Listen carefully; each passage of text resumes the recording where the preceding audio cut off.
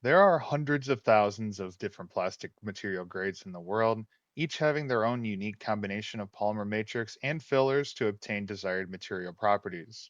But what happens when your specific material grade doesn't exist in the Moldex 3D public library? Let's take a deeper dive into the Moldiverse and explore the Material Hub Cloud with some examples to see how we can find a material that matches the properties of our desired resin mixture. The Moldiverse platform is a centralized database where you can extract and obtain certain information as it applies to the plastic molding process. The university allows you to access on-demand webinars, software training, and plastic molding tutorials. The iMolding Hub allows you to bridge the gap between the molding simulation results and the actual machine responses by providing a virtual mold tryout. The Material Hub Cloud, which we're going to be looking through here, is a comprehensive material database that allows you to see the information for the materials in our public library, as well as suggest alternate materials for use in the Moldex 3D simulation. We have a few additional tools in our store, and then we have a public forum that allows users to communicate with one another. In order to access the Multiverse, you will need to obtain an account. You can sign up for the Multiverse, and then one of our sales representatives will help to create an account for you with access to all of the public features. Once we're logged into the Multiverse, we can click on the drop down up at the top left corner and go to the Material Hub Cloud. We commonly refer to this as the MHC. So if you see that in document in the future, you'll know that it's the Material Hub Cloud in the Moldiverse platform. The Material Hub Cloud has several different tools, the first of which is the Material Database Viewer. This is a replication of the public database that you would see in the Studio platform through the Material Wizard, and you can go through the different materials and see what the quality of those materials looks like. We have three different levels of quality. We have red, yellow, and green. Most of the materials will be in the yellow to green category, and we're working to gradually weed out all of the lower quality materials and replace that information with newer material testing data. Similar to the material wizard, you can see all of the different characteristics of the material,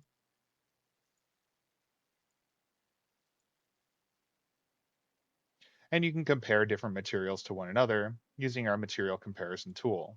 The second tab up at the top here is the alternative material option. A very common scenario when we come to run Moldex 3D simulation is to know what polymer grade we want to use in the simulation, but we don't have access to that in the public database. We can use this alternative material tool to input the information from a datasheet and find a material in the database that will behave similarly to that in the virtual world. I have a few examples here that will go through how to suggest an alternative material, and it will go through some of the best practices when it comes to translating the information from a spec sheet into this list here. Generally speaking, we're going to specify the polymer type. This information is necessary when we go to suggest an alternative material, and this information should be available through any spec sheet that you come into contact with. The information down at the bottom is optional inputs. We have the MFI or melt flow index. Sometimes this will be listed as an MVR, melt volume rate, or an MFR of melt flow rate. That information will be input here, and you can switch between the different options. Below that is the density. Make sure to pay attention to units. Melt temperature and mold temperature are our recommended molding conditions. Notably, the melt temperature is not the melting temperature of the material. This is the suggested processing temperature for the material. Below that is the filler.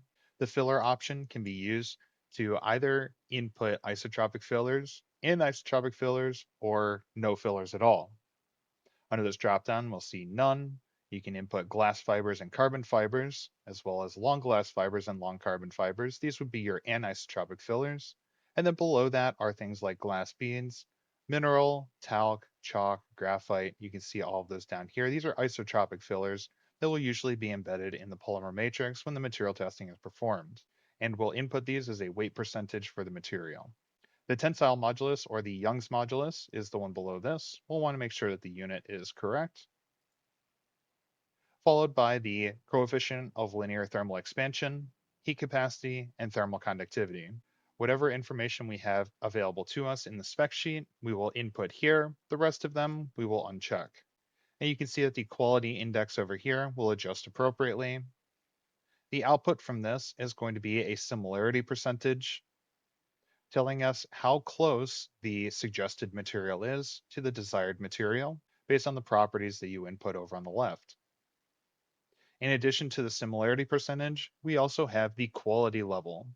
This quality level corresponds to the colors that we saw back in the material database viewer.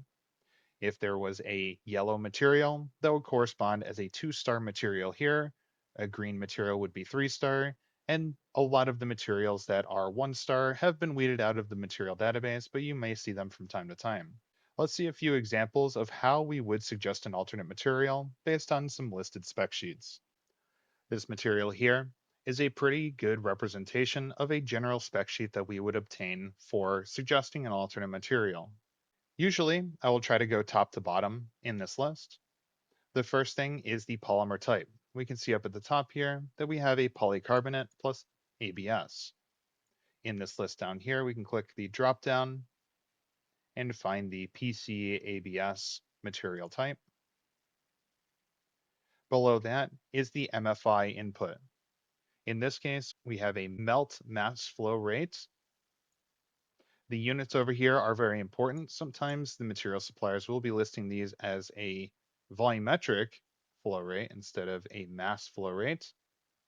In this case, it is a mass flow rate. And so we will be using the units of grams per 10 minutes. If it is a volume rate, you can simply just switch over to MVR, and that will be cc's per 10 minutes.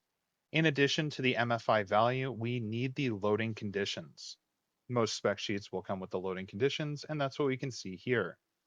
In this case, I'll input 260 degrees Celsius, and the loading is 5 kilograms. Once I've input my loading conditions, I can then input the value for the melt flow rate or the melt flow index. In this case, that is 19.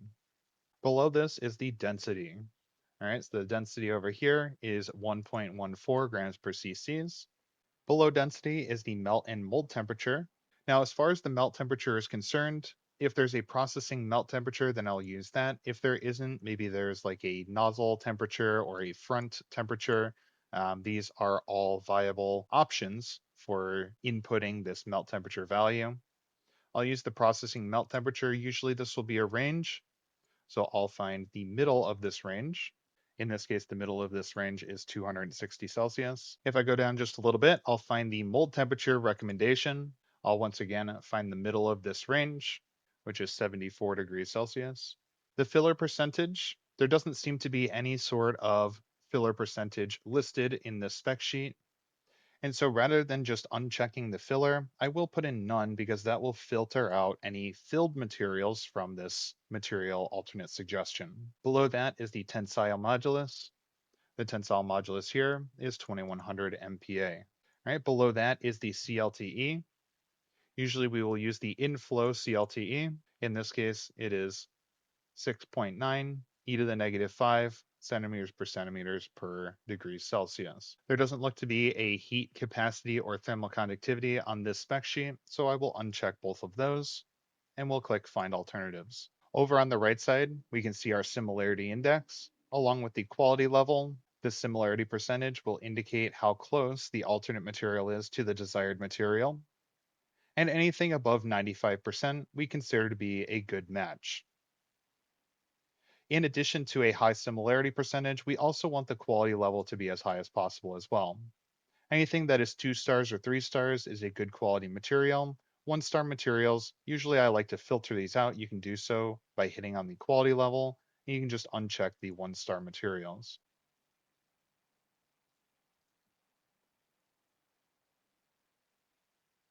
Let's take a look at another spec sheet.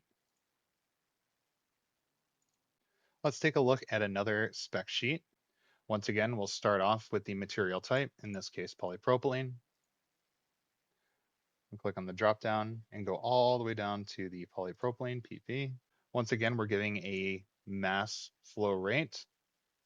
So we'll look for the loading conditions. We have 230 degrees Celsius. The loading condition is 2.16 kilograms. And the value here is 28 grams per 10 minutes. Below that is the density. We have 1.04 as our density.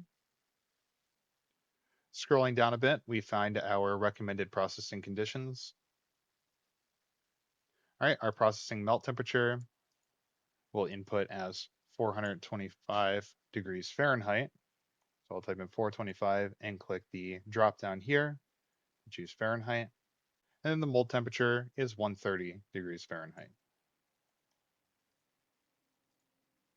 Now it looks like from the description, it says that this is a compounded polypropylene that is filled with talc, but it doesn't specify what the weight percentage is of talc. And so I will just use none. The material properties that we're looking at here are naturally embedded with talc, and so the material properties that exist for the materials in our database should inherently take this into account as well. The tensile modulus is actually not listed on this material data sheet, but we do have actually a flexural modulus. For isotropic materials, the flexural modulus can be substituted for the tensile modulus. For anisotropic materials, we do prefer to have the tensile modulus instead of the flexural modulus. Right, in this case, I have 292,000 psi. Make sure to select the appropriate unit. And it also doesn't look like we have any CLTE, heat capacity, or thermal conductivity. So I'll uncheck this. I'll click Find Alternatives.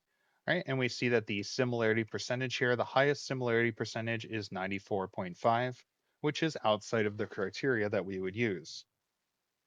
However, looking at this material, the similarity is the most off in the mold temperature.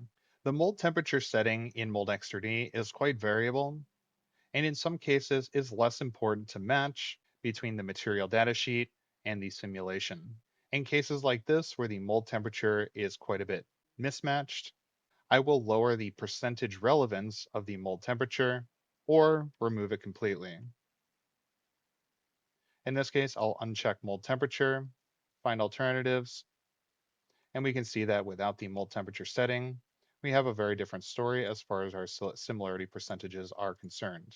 This top material is a 3-star material, and so I would use this as the alternate going forward in my analysis. This third material data sheet is very bare bones and is a good representation of a minimalistic type of approach when suggesting an alternate material. The material type is a high density polyethylene or HDPE. So I'll find that under the list. All right, the MFR is given as 190 degrees Celsius and 2.16 as our loading conditions. And the value of MFR or MFI is 4.9 grams per 10 minutes. The density here is 0.962. It looks like there are no melt temperature or mold temperature recommendations here. So we'll uncheck both of these. This is a homopolymer, and so there is no filler. And our tensile modulus, once again, we can substitute in the flexural modulus. In this case, it'll be 185,000. And it looks like no other information is given. So we'll move forward with just these 4 property inputs. Find alternatives. All right, and we find several materials. They are at a level 2 quality. And this 96.09 percentage is the material that I would use in this case. Whenever we're suggesting an alternate material, it's always recommended to have at least 3 of these properties over here. You can almost always have the filler percentage, and the density should be something that is output into the material spec sheet. So you just need one other property in order to suggest an alternate material. If you only have 2, then you really do need a more comprehensive spec sheet in order to suggest an alternate for your analysis. This last material suggestion is for another quite limited material spec sheet. This is for a polycarbonate material. So we'll find PC under that list. In this case, there is no MFI or MVR information given. So we'll uncheck the MFI.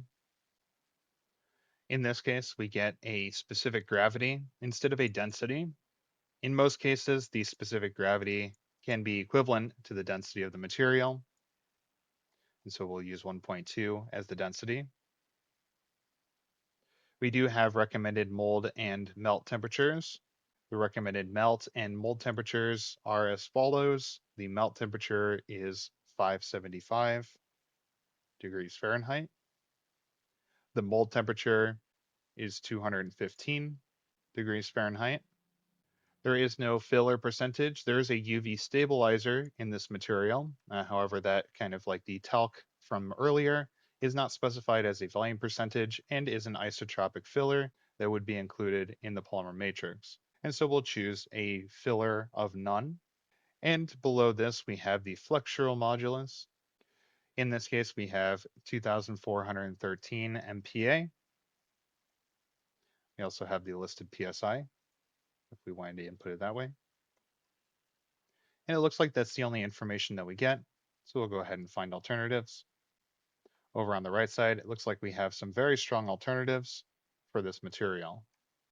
For additional assistance with suggesting an alternate material in Moldex 3D, you can always send the spec sheet to cases.us@moldex3d.com, and we can suggest an alternate material for you, free of cost for any of our existing Moldex 3D users. In addition to suggesting alternate materials, we can also curve fit the raw data from a material testing to the Moldex 3D format. If your grade doesn't exist in the Moldex 3D library, we do have our own material characterization lab that exists over in our headquarters in Taiwan that can help to get you the most accurate data possible. There is a cost associated with that, and you can reach out to your sales representative to get more detailed pricing information. Thank you for watching this breakdown of the Material Hub Cloud and how to suggest alternate materials in our material database, and we'll see you in the next one.